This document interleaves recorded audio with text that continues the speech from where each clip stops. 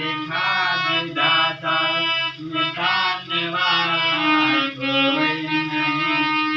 वक्त पड़े देने वाला कोई नहीं। वक्त पड़ा देखो रामचंद्र पे वन में गए दोनों भाई। राम गए थे लखन गए थे साथ गई सीता माई।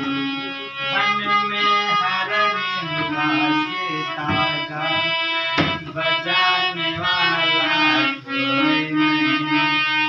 भक्त बात यार बात वो बात